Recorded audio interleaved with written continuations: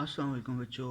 आज हम स्टार्ट करने जा रहे हैं चैप्टर नंबर 4 स्टार्ट करने जा रहे हैं, जिसमें कहता है कि आपके पास सबसे पहले डिफ़ाइन करता है, कहता है कि what do you understand by term work and explain. कहता है कि वर्क के बारे में बताना है, यानी कि चैप्टर में हम कम्प्लीटली वर्क के बारे में पढ़ेंगे। और कहता है कि सबसे पहला टॉपिक जो कहता है work done by constant force, यानी कि एक कांस्टेंट फोर्स की वजह से आपके पास वर्क डन किया होगा।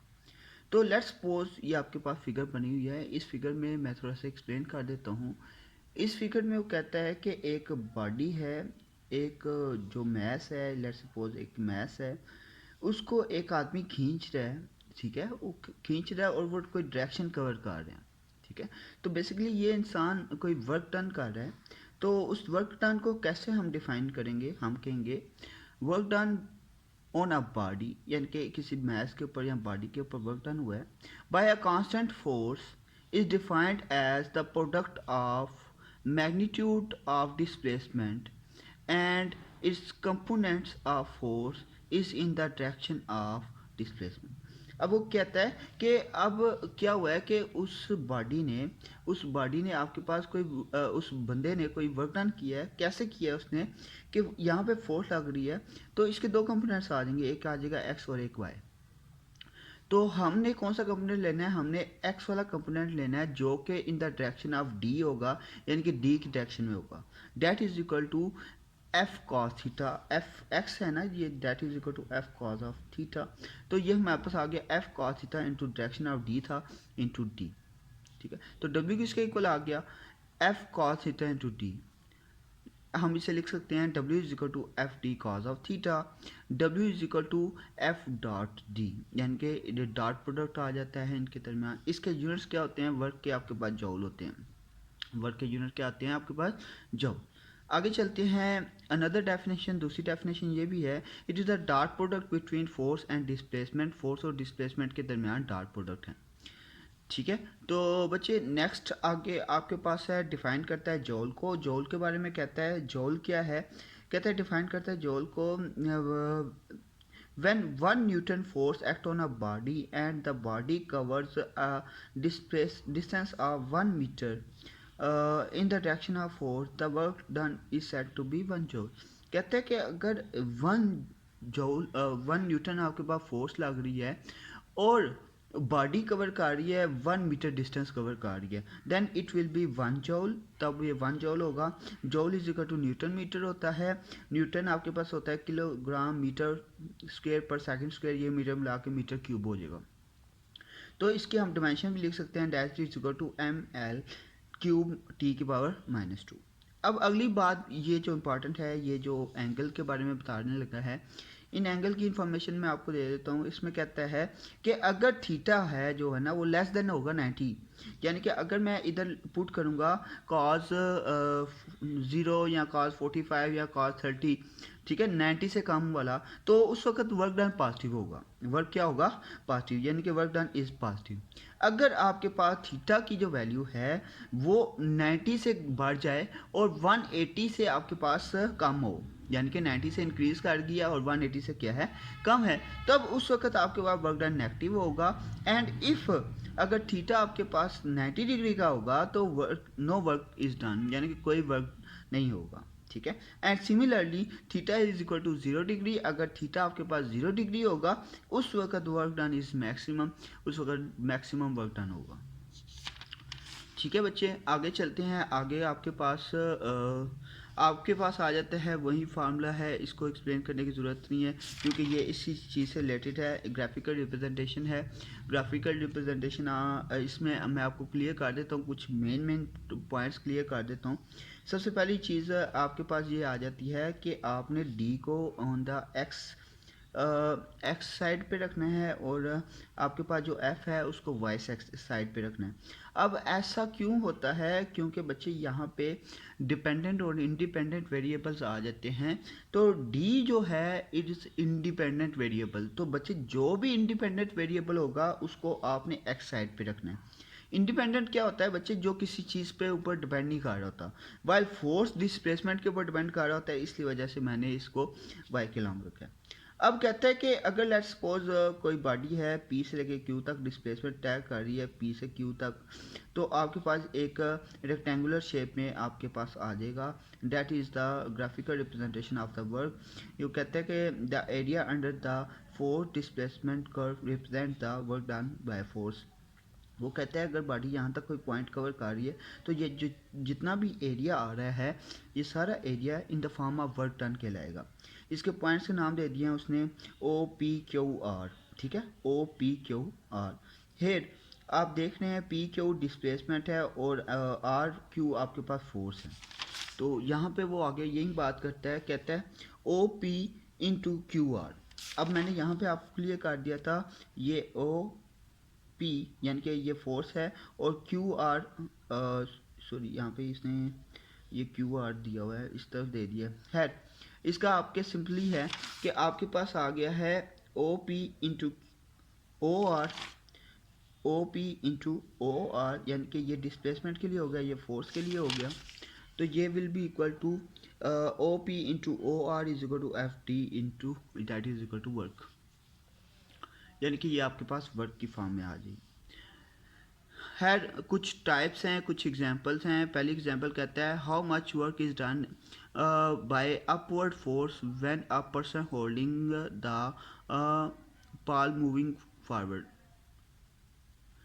यानी कि वो कहता है कि एक आदमी है और उसके हाथ में कोई बाल्टी है, ठीक है, पानी वाली बाल्टी है और उसको पकड़ा हुआ है और उस बाल्टी को लेके वो आगे की तरफ मूव कर रहा है, तो कितना वर्क डन होगा। तो बच्चे सीधा उसने पकड़ा हुआ है, बिल्कुल टॉप के ऊपर पकड़ा हुआ है। इस फिगर के अंदर देखें वो बिल्कुल सीधा पकड़ा हुआ है और वो सीधा डिस्प्लेसमेंट इस तरफ कवर कर रहा है, तो दरमियान में एंगल आ जाता है 90 का। देखें ये आपके पास फोर्स इस तरफ है, डिस्प्लेसमेंट इस तरफ है, तो दरमियान में एंगल कितना आ गया है 90। तो cos 90 आपके पास क्या होता है, डेट इज इक्वल टू 0। तो इस वजह से वर्क आपके पास क्या आ जाएगा 0। इसी तरह दूसरी एग्जांपल है आपके पास।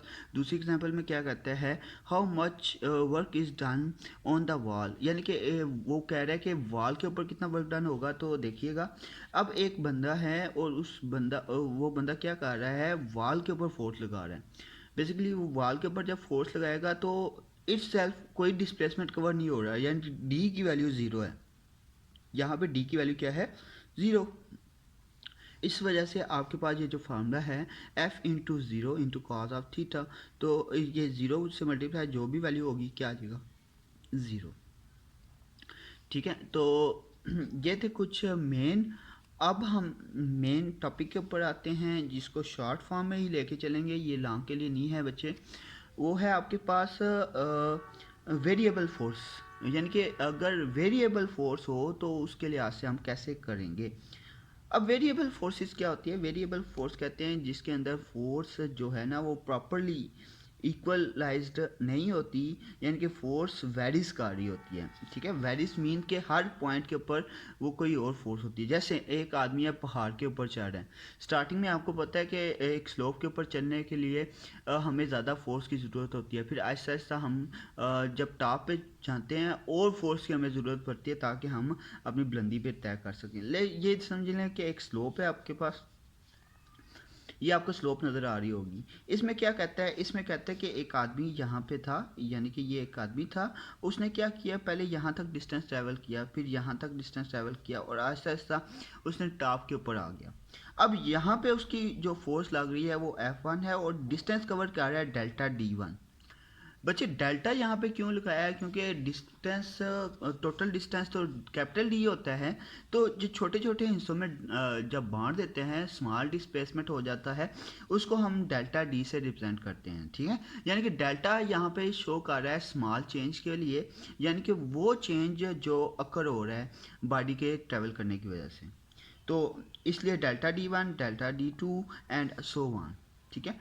ओके आगे चलते हैं बच्चे। यहाँ पे बता रहा है कि आपके पास गिवन है कि in many cases the force is not constant but in it varies in magnitude और डायरेक्शन और इन बोथ। कहता है कि अक्सर केसेस के अंदर जो आपके पास फोर्स होती है वो वेरीज कर रही होती है, यानी कि चेंज हो रही होती है, वो कांस्टेंट नहीं होती। तो उसके लिहाज से आपके पास कुछ डेरिवेशन आएगी, उन डेरिवेशन को हम लेके आज चलेंगे।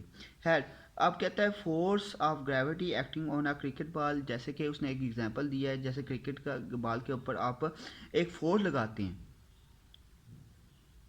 ठीक, सॉरी क्रिकेट बॉल क्या गया, it's a rocket, sorry, rocket के ऊपर आपके पास जो फोर्स लगती है, फोर्स ऑफ ग्रेविटी लगती है, तो वो कांस्टेंट नहीं होती। इसी तरह force exerted by a spring increasing by the amount of the stretch, यानी कि कितना उसे खींचते जाएंगे, जैसे जैसे उसे खींचते जाएंगे तो उसकी फोर्स के अंदर वेरिएशन आएगी और वेरिएशन लाएगी उस वेरिएशन को भी। अब कहते हैं यहाँ से उसने डेरिवेशन शुरू किया, कहता है एक्सप्लेन करता है, let us consider the path of a particle in xy plane from point A to B।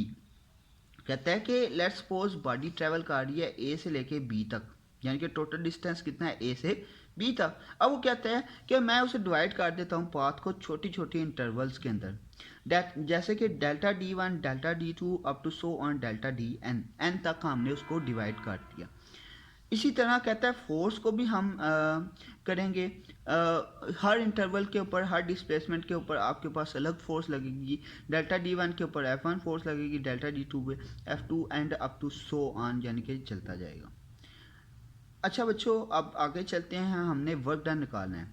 कहते हैं कि इंटरवल के लिहाज से वर्क डन निकालना है, तो सबसे पहले बच्चे आपके पास डिस्प्लेसमेंट है डेल्टा D1, फोर्स है F1, उसके लिए वर्क आ जाएगा delta W1 is equal to F1 dot D1, यहाँ पे डॉट लगाया हुआ है बच्चे, डॉट प्रोडक्ट को ख़त्म करेंगे आ जाएगा F1 cos θ1 into delta D1, ठीक है, यानी कि F cos theta 1 into delta D1। इसी तरह 2 के लिए आ जाएगा delta W2 is equal to F2 delta D2 is equal to F2 cos theta 2 into delta D2।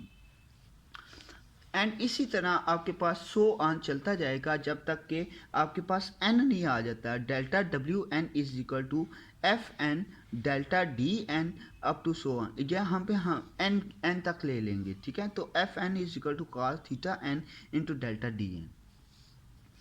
तो बच्चे यहाँ पे अब क्या करेगा, हमारे पास टोटल वर्क डन निकालना है, हमने यहाँ से लेके यहाँ तक उसने जितना वर्क डन किया है ना, वो टोटल वर्क डन हमने फाइंड करना है। तो वो वर्क डन कैसे निकालेंगे, हम कहेंगे W is equal to all the work done added, यानी कि delta W1 plus delta W2 up to so on delta WN, यानी कि सारा जो वर्क डन था उसको एडअप कर लेना। तो हमारे पास आ जाएगा, सारी वैल्यूज पुट करेंगे, W is equal to F1 cos theta 1 delta D1 plus F2 cos theta 2 delta D2 plus so on Fn cos theta n delta Dn, यानी कि n वाले जितने भी आपके पास वर्क डन थे उन सबको मैंने ऐड अप कर देना है। सो W इज इक्वल टू, अब यहाँ पे बच्चे एक चीज़ जो मैं आपको पॉइंट बता देता हूँ, इसको लिखना कहते हैं कैसे हैं कि समीशन होता है sum of all the variables. Summation क्या होता है, sum of all the values, यानी कि जितनी भी वैल्यूज़ आपके पास सम अप हो रही हैं उनको समीशन की फॉर्म में लिखते हैं। और देखें जो मेन चीज़ है वो ये है कि ये कहाँ तक जा रही हैं। सबसे पहले n तक जा रही हैं तो हम ऊपर लिखेंगे n, ये पॉइंट नोट करिएगा, कहाँ तक जा रही हैं n तक, और स्टार्ट कहाँ से हो रही है 1 से, तो हम लिख लेते हैं लेट्स से कि i is equal to 1।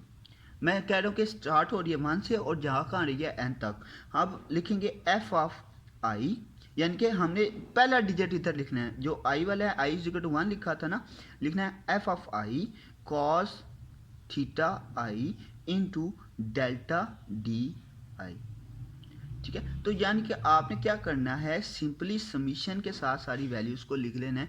Summation क्या करेगी, सम ऑफ ऑल द वैल्यूज, जितनी आपके पास वर्क डन आएगा उसको सम अप कर लेंगे। अच्छा, how to calculate the work done, graphically करने की ज़रूरत नहीं है, ग्राफिकली मैं हर स्टेप को मैं बता देता हूँ, सिर्फ ओवरव्यू दे देता हूँ, इसको आगे डिटेल में करने की ज़रूरत नहीं है। कहता है कि आपने हर स्टेप को उसके फैक्टर्स में डिवाइड कर लेना है। ग्राफिकल में, ग्राफिकल के अंदर ये आपके पास ये देखें, जैसे लास्ट टाइम में हमने ये किया था, नीचे वाला आपके पास डिस्प्लेसमेंट है, इस तरफ आपके पास फोर्स है, ये ओ से लेके पी तक आपके पास डिस्प्लेसमेंट है, और सॉरी ओ से लेके आर तक डिस्प्लेसमेंट है, और ओ से बी तक आपके पास फोर्स है। Same is the case with आपके पास, यहाँ पे आपके पास कोई भी वैल्यू है, यहाँ पे आपने डेल्टा D1 लिखना है, इस तरफ फोर्स F1 होगी, सेम डेल्टा D2 होगा, इस तरफ फोर्स F2 होगी, एंड डेल्टा D3 है, फोर्स F3 अब टू सो ऑन। यानी कि सारे कंपोनेंट्स को बारी बारी से ग्राफिकली बनाना है और सारे को ऐड कर लेना है, सारी जो भी आपके पास वर्क होगा उसको ऐड कर लेंगे, that shows that work done by graphically. अच्छा, इसके अलावा एक और जो चीज़ है, कहते हैं कि एक्यूरेट वैल्यू निकालने के लिए आप क्या करते हैं, आप सिंपली लिमिट लगा देते हैं। आपके पास जो वैल्यू आई थी आप उसके साथ एक लिमिट लगा देते हैं, that shows the accurate value of work done. चलें, यहाँ तक काफ़ी है। बाकी जो है आपका टॉपिक वो मैं नेक्स्ट वीडियो में कवर करूँगा। तो ठीक है, ओके बच्चों, अल्लाह हाफिज़।